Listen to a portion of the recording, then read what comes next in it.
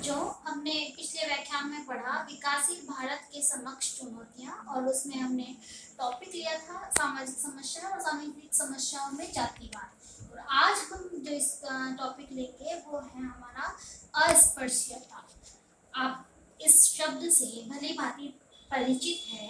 अस्पृश्यता यानी छुआछूत है। भारतीय समाज में व्याप्त अनेक बुराइयों व समस्याओं में से एक प्रमुख समस्या अस्पृश्यता रही है। वास्तव में देखा जाए तो भारतीय समाज के सांस्कृतिक, सामाजिक व धार्मिक इतिहास का ये समस्या एक कलंक रहा है। भारतीय समाज के एक बहुत बड़े हिस्से को अछूतों के नाम पर मुख्य धारा से अलग कर दिया गया है, जो स्वतः निंदनीय है। तथा अछूत समाज की महत्वपूर्ण सेवा करते रहे हैं। उनके द्वारा मुख्य रूप से सफाई कार्य, जूठन उठाना इत्यादि कार्य संपादित किए जाते हैं। इसी प्रकार मरे पशुओं का चमड़ा उतारना, चमड़े से विभिन्न समाज उपयोगी वस्तुओं का निर्माण जैसा प्रमुख कार्य भी यही समुदाय करता है। इन्हें अस्वच्छ व्यवसाय करने वाले मानते हुए इनके साथ छुआछूत का व्यवहार आमतौर पर प्रचलित था। अस्पृश्यता मानवता को चुनौती देने वाला तत्व रहा है।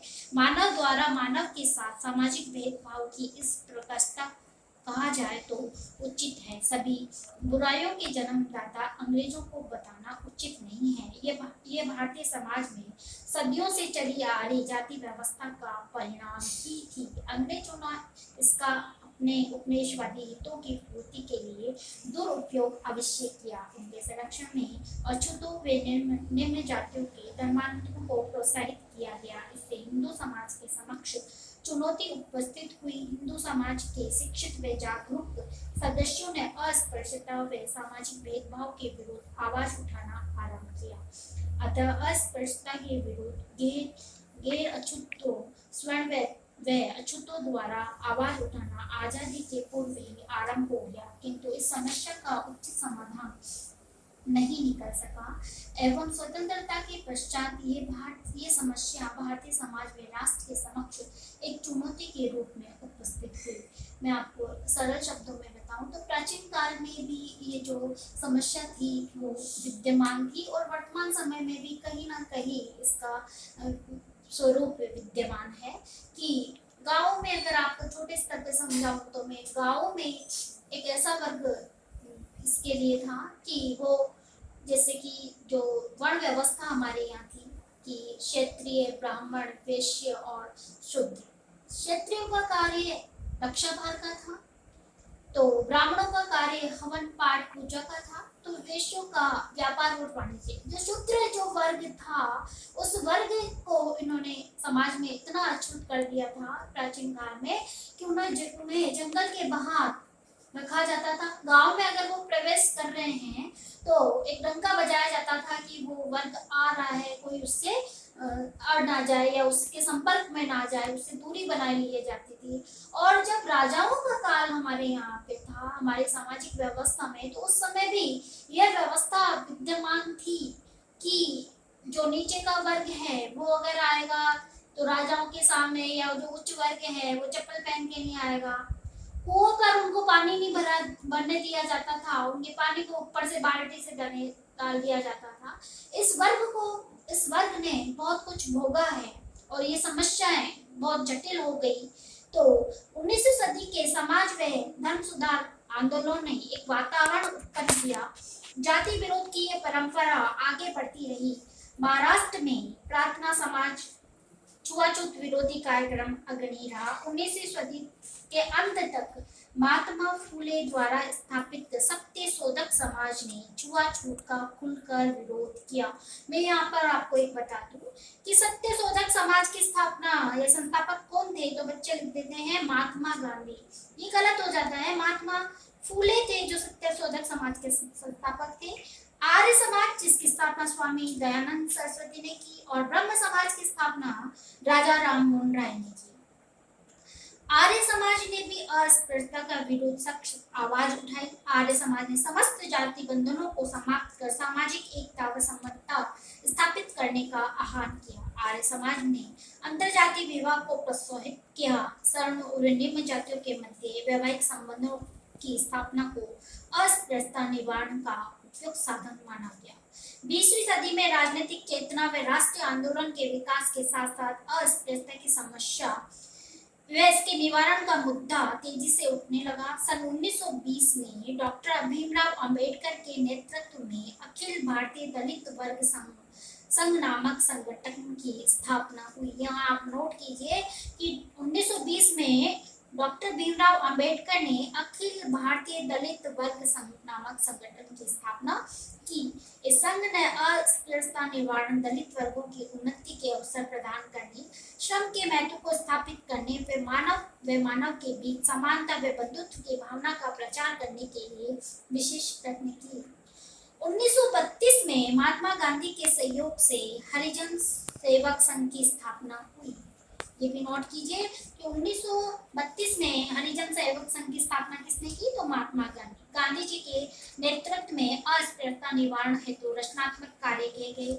हरिजनों के मंदिर प्रवेश पर रोक हटाने, सार्वजनिक स्थानों के उपयोग करने के लिए आंदोलन चलाए गए। अनेक स्थानों पर हरिजनों के लिए विद्यालयों व छात्रावास की स्थापना की गई। गांधी जी एवं उनके अनुयायियों ने हरिजनों के मध्य जाकर ये बात समझाई कि अस्पृश्यता प्राचीन भारतीय वैदिक परंपरा का अंग नहीं है। आजादी की पूर्व अंग्रेजों ने अस्पृश्यता निवारण के लिए कुछ उपाय तो किए, किंतु उनमें कूटनीति व षड्यंत्र की भावना नहीं थी। अछूतों को ब्रिटिश काल में विशेषकर जनगणना के अंतर्गत दलित वर्ग डिप्रेस्ड क्लास के नाम से संबोधित किया जाने लगा। 1931 की जनगणना में दलित जातियों के स्थान पर बाहरी जातियां एक्सट्रियर कास्ट का प्रयोग किया गया। अंग्रेज शासकों के अनुसार इन जातियों का भारतीय सामाजिक संरचना में कोई स्थान नहीं था। डॉक्टर भीम अंबेडकर ने इंग्लैंड में आयोजित कॉलमेज कॉन्फ्रेंस में सुझाव दिया कि हिंदू समाज से अलग होने के कारण इन बाहरी जातियों अर्थात दलितों को पृथक रूप से मतदान का अधिकार दिया जाना चाहिए। गांधी जी ने यह कहते हुए इसका विरोध किया कि दलित वर्ग हिंदू समाज का अभिन्न हिस्सा है।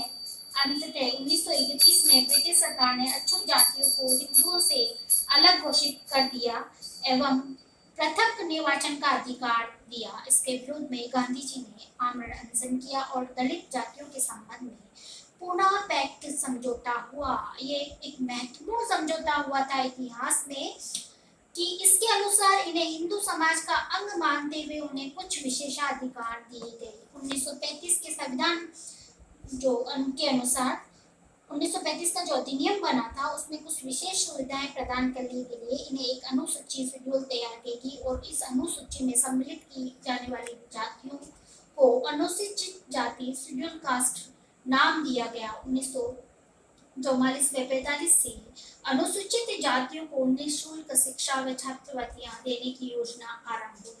इसी समय इन जातियों को सरकारी नौकरियों, विधायकों इत्यादि में आरक्षण की शुरुआत हुई। स्वतंत्रता प्राप्ति के बाद भी अस्पृश्यता व दलित जातियों की समस्या भारत के विकास के समक्ष एक चुनौती के रूप में सामने हुई। इन जातियों के साथ आर्थिक, सामाजिक, धार्मिक और राजनीतिक क्षेत्रों में भेदभाव व्याप्त था। इनकी समस्याओं के समाधान की शुरुआत 1944-45 में हुई, किंतु आर्थिक प्रगति नहीं हो सकी। अछूतों पर लगे हुए अनेक प्रतिबंधों के दुष्परिणाम केवल उनको ही नहीं बल्कि संपूर्ण देश को भुगतने पड़े। भारतीय जनसंख्या का एक बहुत बड़ा वर्ग समाज व राष्ट्र की प्रगति में सक्रिय, दुखी व निकम्मे बना हुआ। अस्पृश्यता ने भारतीय समाज के अधिक संख्य हिंदू समुदाय को जातीय आधारों पर बांटा। इन्हीं प्रयासों को मुख्यतः दो भागों में क्रमशः समाज सेवी संगठनों व सरकारी प्रयासों केवल इन्होंने क्या कार्य किया जिससे अस्पृश्यता को दूर किया जाए। तो समाज सेवी संगठन था, उन्होंने स्वतंत्रता के पश्चात हरिजन सेवक संघ अस्पृश्यता निवारण व अस्पृश्य जातियों के उत्थान कार्य में संलग्न रहा। इस संस्था को सरकार से भी आर्थिक सहायता मिलने लगी। अछूतों को स्वच्छ व्यवसाय दिलवाने का कार्य आरंभ किए गए। हरिजन बच्चों को निःशुल्क शिक्षा, निःशुल्क छात्रावास, छात्रवृत्तियां उपलब्ध कराए जाने लगी। समाज सेवी संस्था के रूप में इसने बड़ा उपयोगी कार्य अस्पृश्यता निवारण की दिशा में किया। अछूतों को धर्मांतरण से रोकने के अनेक प्रयास आर्य समाज की ओर से किए गए। आर्य समाज ने अपनी शिक्षण संस्थाओं, छात्रावासों एवं अनाथ आश्रमों इत्यादि में हरिजनों व अछूतों को सुविधाएं उपलब्ध कराएं। इलाहाबाद की एक समाज सेवी संस्था ईश्वर आश्रम ने अछूत बालकों की शिक्षा का विशेष प्रबंध किया। भारतीय रेड क्रॉस सोसाइटी, भारतीय दलित वर्ग, हिंद महत्तर सेवक संघ, रामकृष्ण मिशन, अखिल भारतीय वाल्मीकि संघ, अखिल भारतीय जाटव महासभा इत्यादि अस्पृश्यता निवारण के लिए रही। ये तो कुछ सामाजिक जो वर्ग थे, जो सामाजिक संगठन थे, उन्होंने अस्पृश्यता को निवारण के लिए कार्य किया। और दूसरा है जो सरकारी प्रयास, आप इससे परिचित हैं कि सरकार की तरफ से भी इस समस्या को दूर करने के लिए प्रयास किया गया। जैसा कि मैंने आपको पहले बताया कि संविधान में इस समस्या का जो है उस मुद्दे को उठाया गया, सरकारी नौकरियों में इसमें आरक्षण दिया गया, शिक्षा संबंधी सुविधाएं की गई, आर्थिक उत्थान के प्रयास किए गए। तो हम इसमें लेते हैं सरकारी प्रयासों में सर्वप्रथम है संवैधानिक प्रयास, यानी संविधान से संबंधित, संविधान में इनके लिए क्या किया गया, तो इसको आप नोट करते रहेंगे। संविधान के अनुच्छेद 15 में जाति, नस्ल, धर्म, लिंग इत्यादि के आधार पर भेदभाव को गैर कानूनी करार दिया गया। नोट करें इसको। अनुच्छेद 17 के अनुसार अस्पृश्यता को गैर कानूनी देते हुए उसके किसी भी रूप में प्रचलन को निषेध कर दिया गया। अनुच्छेद 19 में अस्पृश्यों को की व्यवसायिक निर्भरता को समाप्त करते हुए उन्हें कोई भी व्यवसाय अपनाने की स्वतंत्रता प्रदान की गई। अनुच्छेद 25 के अंतर्गत हिंदुओं के सार्वजनिक धार्मिक स्थानों में सभी जातियों को प्रवेश अधिकार दिया गया। अनुच्छेद 29 के अंतर्गत राजकीय व राज्य द्वारा अनुदान प्राप्त किसी भी शिक्षण संस्था में किसी भी नागरिक को धर्म, जाति, नस्ल, भाषा के आधार पर प्रवेश से वंचित नहीं किया जा सकता। अनुच्छेद 46 में राज्य का ये कर्तव्य निर्धारित किया गया कि वह अनुसूचित जातियों की शिक्षा व आर्थिक हितों में सावधानी के साथ उत्थान करेगा, व सामाजिक अन्याय व शोषण से उनकी रक्षा करेगा। अनुच्छेद 146 तथा 338 में प्रांतीय सरकारों व अनुसूचित जातियों व जनजातियों के कल्याण व हितों की रक्षा के लिए जिम्मेदार बनाया गया।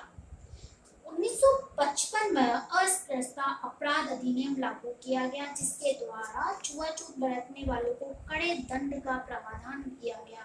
1969 में परिवहन समिति ने 1955 के अधिनियम को व्यवहारिक बनाने का सुझाव दिया और 1989 में अनुसूचित जाति व जनजातीय अत्याचार निरोधक विधेयक पारित किया गया। या आप नोट करेंगे कि संविधान में किस प्रकार कौन से अनुच्छेद, कौन सी धारा, कौन से नियम के अंतर्गत दलित एक्ट के नाम से भी जाना जाता है। तो इस चीज को आप एक पेपर में देखिए, पॉइंटों में इसको नोट कीजिएगा। दूसरा है प्रजातांत्रिक व जन प्रतिनिधि संस्थाओं के संगठन में आरक्षण। भारतीय संविधान के अनुच्छेद 333, 332 तथा 334 के अनुसार अनुसूचित जातियों के लिए लोकसभा, राज्यों की विधानसभाओं, जिला परिषदों, पंचायत समितियों, शहरी निकायों व स्थानीय निकायों में 20 वर्ष की अवधि के लिए स्थान सुरक्षित करने का प्रावधान किया गया। तीसरा, सरकारी नौकरियों में आरक्षण। संविधान के अनुच्छेद 335 में निर्दिष्ट किया गया कि केंद्र या राज्य प्रांत के कार्यों से संबंधित सेवाओं व पदों के लिए नियुक्तियां करने में अनुसूचित जाति व अनुसूचित जनजातियों के हितों का ध्यान रखा जाए। इस प्रावधान के अंतर्गत सरकारी नौकरियों में अनुसूचित जातियों को 15% व अनुसूचित जनजातियों को 7.5% पदों के आरक्षण की व्यवस्था की गई। इन्हें पदोन्नति में आरक्षण प्रदान किया गया। इससे इन जातियों में शिक्षा प्राप्ति की ओर जागरूकता बढ़ी और इससे नए व्यवसायों में प्रवेश हुआ। ये प्रावधान प्रारंभिक तौर पर 20 वर्ष के लिए किया गया, जिसे निरंतर बढ़ाया जा रहा है। कुछ शिक्षा संबंधी सुविधाएं दी गई जो आपके सामने हैं कि स्कूलों में, छात्रावास में, छात्रवृत्तियों में इस वर्ग के लिए निःशुल्क प्रावधान किया गया। आर्थिक उत्थान के प्रयास कहे गए सरकार की तरफ से। सरकार की नीति रही कि अनुसूचित जातियों के आर्थिक उत्थान को विभिन्न तरीकों में प्रोत्साहित किया जाए। यदि वे परंपरागत व्यवसायों में रहना चाहते हैं तो उन व्यवसायों को, कार्य दिशाओं को उन्नत बनाया जाए। ग्रामीण क्षेत्रों में रहने वाले कृषि व पशुपालन कार्यों के विकास में सहायता प्रदान की जाए। 1961 की जनगणना के अनुसार अनुसूचित जातियों से संबंधित 2.19 करोड़ लोग कृषि कार्य में संलग्न रहे थे तथा उनमें से 1.04 करोड़ व्यक्ति भूमिहीन मजदूर थे। पंचवर्षीय योजना के आरंभ तक इनमें से अधिकांश व्यक्तियों को कृषि भूमि आवंटित की गई। इन्हें कृषि, पशुपालन, कुटीर उद्योग इत्यादि हेतु ऋण भी उपलब्ध कराए गए। अतः इस वर्ग के लिए अनुसूचित जातियों, आवास, स्वास्थ्य सुधार सरकार की ओर से प्राप्त धन राशि व्यय की जाती है। आवास हेतु निःशुल्क अथवा सांकेतिक मूल्य पर भूमि भी उपलब्ध करवाना, मकान बनाने के लिए ऋण उपलब्ध करवाना, आवास निर्माण हेतु अनुदान देना, पीने की स्वच्छ पानी की व्यवस्था करना सरकारी प्रयासों के अंतर्गत उल्लेखनीय रही है। चिकित्सा व औषधि वितरण, निःशुल्क स्वास्थ्य परीक्षण, बच्चों और प्रसूताओं के लिए परिवार कल्याण केंद्र आदि संबंधी विशेष योजनाएं अनुसूचित जाति के लाभ हेतु सरकार द्वारा संचालित रही है। अतः जाति के साथ साथ आर्थिक और शैक्षणिक आधार को लिया जाए तो उपयुक्त रहता है। धीरे धीरे राजनीतिक व प्रशासनिक पदों पर अधिकतर इन वर्गों के समर्थ व धनाढ़ लोग ही आसीन हैं। आरक्षण का लाभ लेने वाले निहित स्वार्थी तत्वों के समूह अस्तित्व में आ गए। ये लोग जाति विशेष से लाभ देने के लिए जुड़े हुए हैं और उन्हें आरक्षित उच्च राजनीतिक व प्रशासनिक पदों पर एकाधिकार कायम कर लिया है। जब जब इनके मूल्यांकन अथवा उनको तर्कपूर्ण बनाने का मुद्दा उठता है, इन्हीं समुदाय के लोग जो शक्तिशाली व सत्तावान हैं, इनका खुलकर विरोध करते हैं। जाति आधारों पर गरीबों को संगठित कर अपने हितों की पूर्ति करते हैं। कुल मिलाकर अस्पृश्यता व अदृश्य जातियों के विकास की समस्या भारत स्वतंत्र भारत के समक्ष चुनौतीपूर्ण रही है, या यह समस्या देश के राष्ट्रीय, सामाजिक व आर्थिक विकास में बाधक बनी हुई है। अतः बच्चों, ये जो समस्या है इसके बारे में मैंने आपको बताया। इसमें जो पॉइंट्स है उसको आप नोट कीजिए और आप इस समस्या से भली भांति परिचित हैं। ये जो समस्या है, हम भले सरकारी प्रयास या समाज सेवी संगठन या और कोई वर्ग इसका विरोध किया है और एकाधिकार भी, बहुत सारे अधिकार भी मिले हैं, कुछ हद तक इस समस्या का निवारण भी हुआ है, लेकिन जिनका निवारण होना चाहिए, मेरे कहने का मतलब है कि कुछ जैसे कि गांव में देख लीजिए या कुछ ऐसे आदिवासी इलाके या जो भी हैं, आप इस क्लास में हैं यानी थर्ड ईयर में, तृतीय वर्ष के विद्यार्थी हैं, आप परिचित हैं, आप न्यूज़पेपर में पढ़ते हैं और बहुत सारे इसमें आपके सामने नज़ारे आते हैं कि ये जो समस्या है, भले सरकारी प्रयास है, सरकार की तरफ से है, संगठनों की तरफ से है, लेकिन कहीं ना कहीं ये समस्या आज भी मौजूद है और इसका निवारण के लिए कदम उठाए जा रहे हैं। इसमें आप जो मैंने पॉइंट्स बताया है उसको नोट कीजिए और मैं आपको इसके लिए एक असाइनमेंट भी दूंगी, तो आप इसके जो प्रश्न हैं वो हल करेंगे। मुझे पूर्ण विश्वास है कि आपको इस व्याख्यान के माध्यम से इस समस्या के बारे में कुछ समझ में आ रहा होगा। धन्यवाद।